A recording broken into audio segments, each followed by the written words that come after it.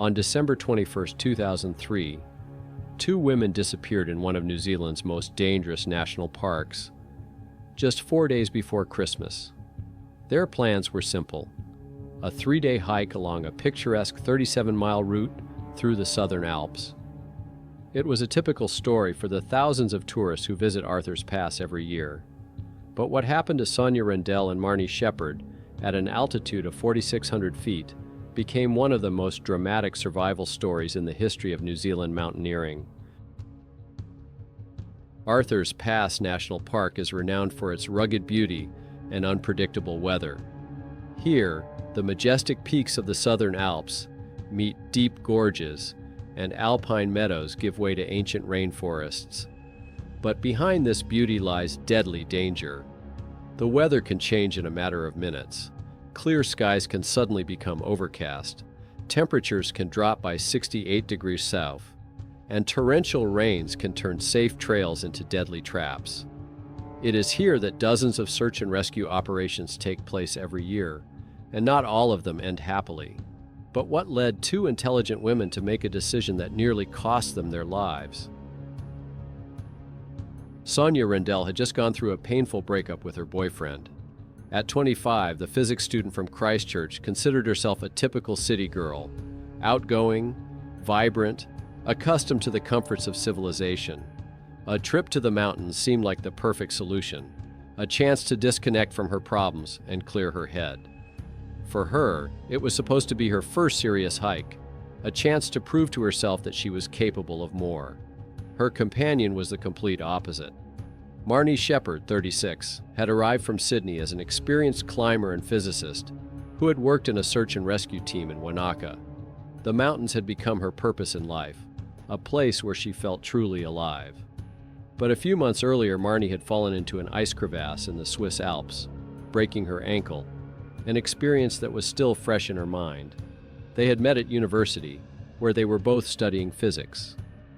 Marnie saw the trip as an opportunity to help Sonia cope with her personal problems and share her love of the mountains. She was confident that her experience would make the trip safe for her inexperienced companion.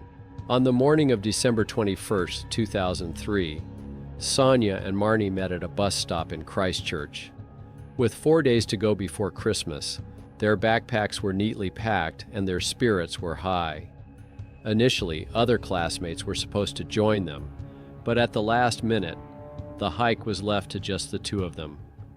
The 2.5-hour shuttle ride to the Waikariri Bridge was filled with lively conversation. Marnie talked about the route and the mountain huts where they would spend the night. Sonia listened with admiration. Every detail was new and exciting to her. The weather was favorable, clear skies and excellent visibility. The forecast promised stable conditions. Although Marnie knew that a storm system was approaching in a day or two, their plan seemed perfectly thought out. The first night in Carrington's hut, the second in Julia's hut, then out to the west coast, where Marnie planned to meet friends on Fox Glacier. Sonia had plans for Christmas shopping and a family dinner with her sister Nikki. When they were dropped off at the bridge, Marnie glanced at the familiar mountain peaks and nodded confidently. She had been through this area many times and knew every trail. Sonia trusted her experience completely. Both women were in excellent physical shape, had quality equipment, and were in a positive mood. They didn't know that in a few hours they would encounter an obstacle that would change everything. The first day of the hike on December 22nd began exactly as planned. The women climbed leisurely along the Waimakariri River, enjoying the sunny weather. Marnie talked about the area and shared stories from previous hikes. By evening, they reached Carrington Hut, where they spent a comfortable night in the company of other tourists. The morning of December 23rd greeted them with bright sunshine. At 6:30 a.m. they left the hut, planning to reach Julia Hut in 6 hours. The mood was excellent. The weather remained stable, and the most beautiful parts of the route lay ahead. But after a few hours of walking, they were stopped by an unexpected obstacle. Right on the trail lay a wide strip of ice covering the rocks. The ice crust was so extensive and slippery that it was impossible to cross without crampons and ice axes. To the right was a steep slope with loose scree, and to the left were sheer rock walls. Marnie took out a map and studied the area. They had to make a decision: return to Carrington's hut or find a way around. Returning meant the collapse of all their plans: Marnie's Christmas gathering on Fox Glacier and Sonia's plans for a family dinner. Marnie noticed that higher up the slope, the trail continued across more gentle terrain. The map showed a route through rocky outcrops that could bypass the obstacle. The route looked difficult, but passable. Her experience and confidence in navigation told her that this was a reasonable decision. Marnie looked at the map and pointed upward. This decision would lead them into a trap from which there was no escape. The climb began like a normal mountaineering trip. Marnie led the way, finding the route and telling Sonia where to put her feet and what to hold on to. At first, the slope was relatively gentle, and both women felt confident.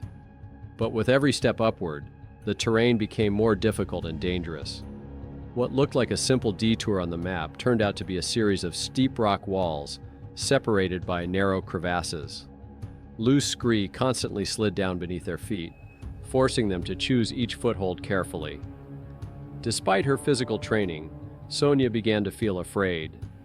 The height below them grew with every passing minute, and there were fewer and fewer safe places to rest.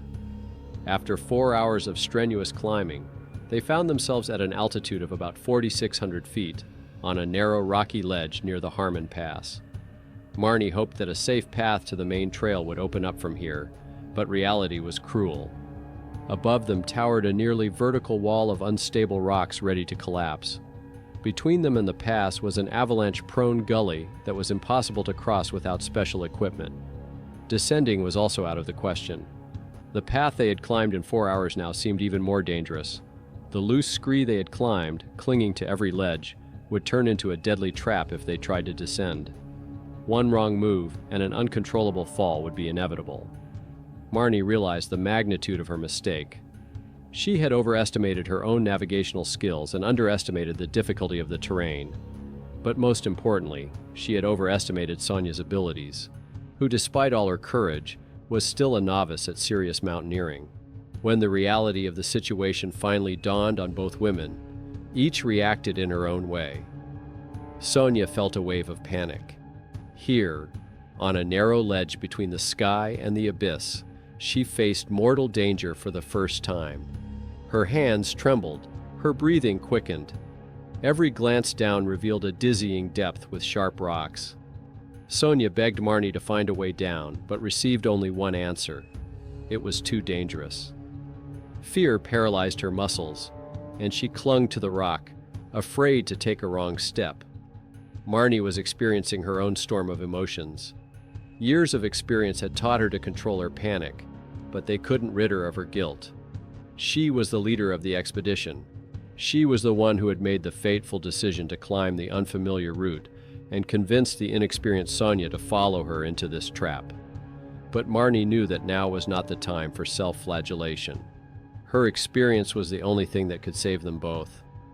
She forced herself to focus on finding a solution and analyzing what they needed to do next to survive. By the evening of December 22nd, when the women found a relatively safe place to spend the night on a narrow ledge between the rocks, the weather began to change rapidly. The clear sky that had delighted them in the morning was covered with dark clouds. The temperature was dropping, and the first drops of rain heralded severe weather. Marnie knew that rain in the mountains meant mortal danger. Wet rocks become as slippery as ice, and any movement becomes a game of Russian roulette. Water seeps into cracks in the rocks, making them even more unstable. And the worst thing is that rain in the mountains is often accompanied by rock falls, when slopes washed away by water collapse under tons of rocks. When the real downpour began, both women realized they were trapped. Their light rain gear, designed for short showers during a normal hike, couldn't protect them from such a torrent of water.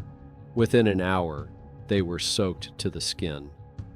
Marnie's down sleeping bag lost its insulating properties, and Sonia's synthetic bag held up better, but still couldn't provide enough warmth.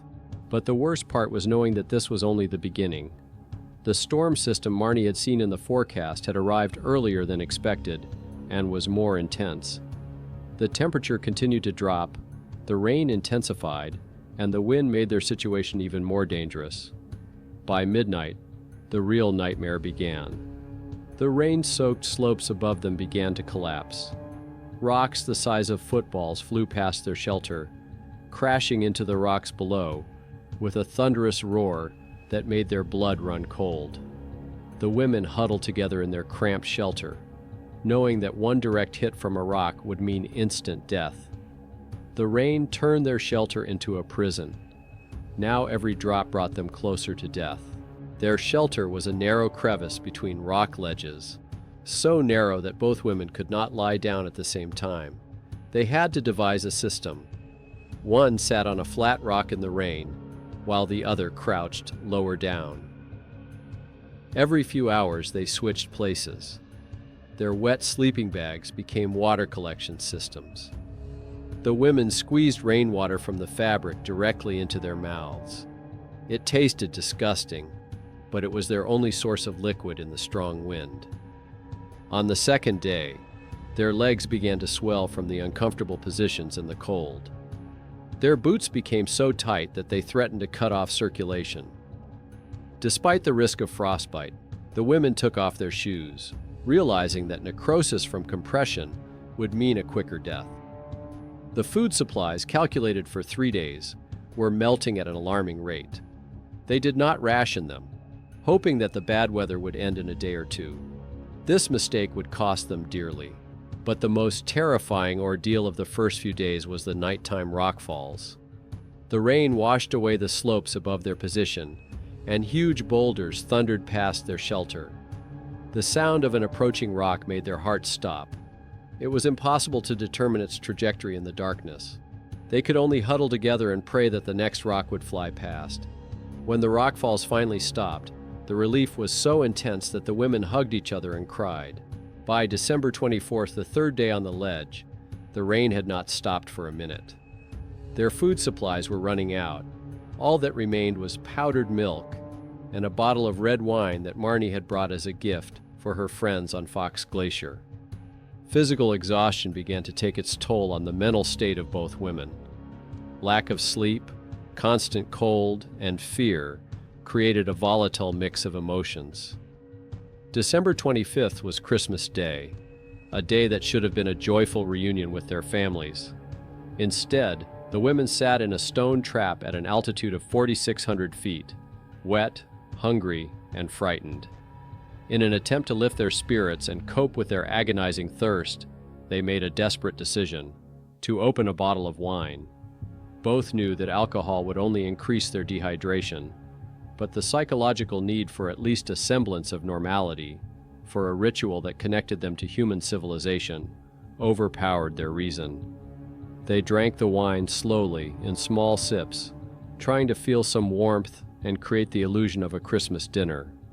It was a moment of closeness and despair at the same time, two women clinging to their humanity in the face of an indifferent nature. But their despair was nothing compared to what Sonia's family was going through in Christchurch at that moment. Nikki Randall had been waiting all day for her sister to show up for their traditional Christmas dinner. Sonia had always been a little unpredictable, sometimes arriving late or changing plans at the last minute, so the first few hours of delay did not cause serious concern. But when evening came and Sonia still hadn't shown up or been in touch, Nikki sensed that something was wrong. She knew her sister had planned to return the day before Christmas to be in time for the family celebrations. Attempts to reach her on her cell phone were unsuccessful. There was no service in the Arthur's Pass Mountains. By the end of Christmas Day, Nikki's anxiety had turned to panic. She contacted other family members, trying to find out if Sonia had changed her plans or was staying somewhere else. But no one knew anything. Christmas joy gave way to fear, and a sleepless night full of dark forebodings. By December 26th, the women had spent 4 days on the ledge. The rain turned to wet snow at times, making their situation even more desperate. Sonia began to show the first signs of frostbite on her toes. The skin turned pale and lost sensitivity. Both suffered from severe swelling, and the scratches on their bodies began to fester. Worse than the physical suffering was the psychological torture. For 2 days, they heard the sound of helicopters in the valley, but thick clouds made them invisible to search teams. Each time, the women tried to wave their sleeping bags and shout, but the helicopter flew past. Hearing rescue hundreds of feet away and being unable to attract attention broke their spirits more than the cold and hunger. At the same time, a family drama was unfolding in Christchurch. On December 26th, Sonia's sister, Nikki Rendell, made a decision that saved the lives of 2 women. Overcoming her doubts and fear of appearing panicked, she drove to the National Park Center in Arthur's Pass to officially report her sister missing. Her account was sketchy. She only knew the general details of the route, but this information was enough to launch a search and rescue operation. By the evening of December 26th, Marnie's sister, Gina Shepherd, had flown in from Sydney to join the search. On December 27th, a full-scale operation began. Ground rescue teams, mountain specialists, and police units launched a search covering several hundred square miles. Search dogs and New Zealand Air Force helicopters joined the operation, but nature was working against the rescuers. Thick clouds, rain, and wind made aerial searches virtually impossible. By the end of December 28th, after 2 days of intensive searching without results, the morale of the teams began to decline. Time was working against them. December 29th was the 8th day the women had been on the ledge. Their physical condition was approaching critical. They had not eaten for 3 days and were drinking only rainwater from their sleeping bags. Sonia's legs were covered with white patches of frostbite, and Marnie was showing signs of infection from inflamed scratches. Both were suffering from hallucinations due to sleep deprivation and exhaustion. The worst thing was that they were beginning to lose the will to live. Conversation became rare, and their movements slow. Marnie had to force Sonia to move, change position, and not fall asleep. They slapped each other's cheeks, pinched each other, and forced each other to move their limbs, knowing that sleep could be their last. At that time, events were unfolding in the valley that would determine their fate. Sergeant Dan Harker, an experienced New Zealand Air Force helicopter pilot, made a decision that was initially intended as a gesture of sympathy. Nikki and Gina spent a terrible week waiting for news. Every day they went to the search headquarters, but there were no results. No one said it out loud, but everyone understood. The chances of finding the women alive were rapidly approaching zero. Harker saw the families suffering and made a decision that was not part of his job. He offered to take the sisters up in the air with him, not to search, but to see the area where their loved ones had been looking for them and say goodbye in their minds. It was an act of human compassion. Nikki and Gina agreed to the flight. They did not expect a miracle. They just wanted to feel a connection to the place where their sisters had spent the last days of their lives. 310 miles away, Sergeant Harker made a decision that would determine the fate of 2 lives. On the morning of December 29th, nature finally showed mercy. For the first time in 8 days, the rain stopped, thick clouds began to dissipate, and long-awaited patches of blue sky appeared. For Sonia and Marnie, it was like a ray of light in the endless darkness of despair. The women were in critical condition on the stone ledge. Sonia was losing consciousness from exhaustion, and her legs were covered with white patches of frostbite that were spreading higher and higher. Marnie, despite her own terrible condition, continued to care for her companion, massaging her limbs, forcing her to move, and preventing her from falling into a lethargic sleep. The infection from multiple scratches and abrasions progressed, causing fever and clouding of consciousness. When the clouds began to disperse, both women felt a faint spark of hope. Visibility was improving, which meant that an aerial search was possible. They prepared their sleeping bags, the only bright objects that could attract attention from the air. Every minute of improvement in the weather seemed like a gift from fate. At the same time in the valley, Sergeant Harker was preparing his helicopter for what was to be the last flight of the search operation. Next to him were Nikki Rendell and Gina Shepherd, 2 women who had aged years in a week. Their faces reflected a mixture of despair and faint hope for a miracle. Harker explained the flight plan to them. They would fly over the area where the ground teams had been working, see the scale of the search operation and the complexity of the terrain. He did not promise them that they would find their sisters, only the opportunity to see the place where their last journey had ended. For the families, it was a way to find some peace of mind and begin to accept the inevitable.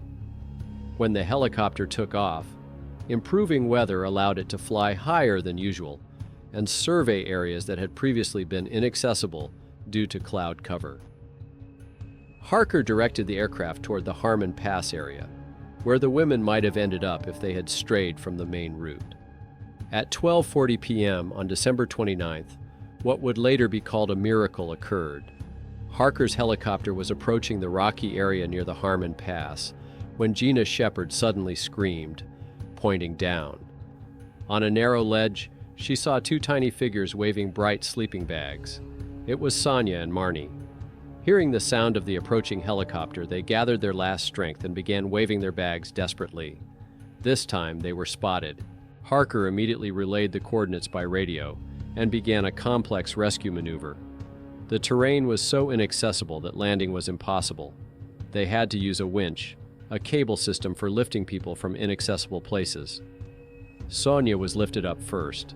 When the rescue rope reached her, she was almost unable to secure the system on her own. Her hands were shaking from weakness.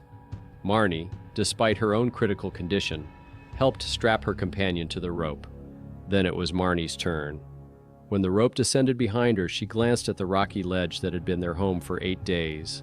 She did not yet know that 17 years later, these same mountains would be the site of her final journey. An emotional reunion took place in the helicopter cabin. Nikki and Gina couldn't believe that their sisters were alive. Sonia and Marnie cried with relief and joy. Marnie's first words were an apology. She took all the blame for what had happened. A medical examination showed that the women were in surprisingly good condition. Sonia suffered from mild frostbite, and both had swelling and inflamed scratches, but there were no serious injuries. Their physical fitness and mutual support allowed them to survive what could have been fatal. The women were immediately taken to a hospital in Christchurch, where they underwent a thorough medical examination. Doctors were amazed at their relatively good condition. Sonia's mild frostbite was treated with gradual warming, the swelling subsided with appropriate care, and the inflamed scratches were treated with antiseptics. The most serious damage was to the nerves in both women's legs. Prolonged exposure to uncomfortable positions, cold, and compression led to loss of sensation and numbness. Full recovery took 3 weeks. Their good physical condition played a decisive role in their rapid recovery. The psychological consequences proved to be more long-lasting. Sonia decided never to go on serious hikes again. This experience showed her that the mountains were not her element, and that the price of a mistake was too high. She returned to her normal life in Christchurch, finished her studies, and found a job. Marnie chose the opposite path. 10 months after her rescue, she returned to mountaineering, but became much more cautious in her choice of routes and companions. She was haunted by guilt for putting Sonia in danger, but her love for the mountains proved stronger than her fear. Despite their ordeal, the women remained friends. Sonia has repeatedly emphasized that she survived only thanks to Marnie's experience, strength, and care. The years after the rescue turned out differently for the women. Sonia built a normal life. She completed her education, started a family, and found a stable job. The traumatic experience in the mountains remained in the past as a lesson about her own limits. Marnie continued to climb and conduct research in theoretical physics. She became a respected scientist, published numerous scientific papers, and wrote a blog explaining complex concepts in physics. Her colleagues noted her sharp mind and passion for knowledge, but also noticed signs of inner turmoil. By 2019, Marnie's life began to change dramatically. Mental instability, possibly related to the aftermath of her traumatic experience in 2003, led to the loss of her job and home. The woman, who was once a successful scientist and experienced mountaineer, found herself on the streets of Oakland, living in shelters and struggling with homelessness. In November 2020, Marnie, who called herself the Queen of the South on social media, wrote on Twitter that she was going to the mountains. She chose Arthur's Pass, the very mountains where 17 years ago she had endured her most terrifying ordeal and greatest triumph of survival. Marnie disappeared in the Arthur's Pass area in November 2020. The alarm was raised in January 2021 when she failed to make contact. The police organized a search operation in the same area where Marnie had survived in 2003. In March 2021, human remains were found in the Rollston River Valley. An examination confirmed that it was Marnie Shepherd. She died in the mountains she loved most in the world. The mountains she once conquered ultimately took her life. The place where Marnie demonstrated incredible strength of spirit and saved not only herself but also her companion became the site of her final journey. The story of Sonia and Marnie makes us think about the price of our decisions. Was Marnie to blame for what happened? Or was it just a tragic turn of events that could have happened to any of us? Would you trust a more experienced friend in a similar situation? Or would you turn back immediately when you saw an obstacle at the beginning of the journey? Write in the comments what you think about this story. Who do you think made the right decisions and who made the wrong ones? If you like this story, don't forget to like and subscribe to the channel. Thanks for watching. See you in the next episodes.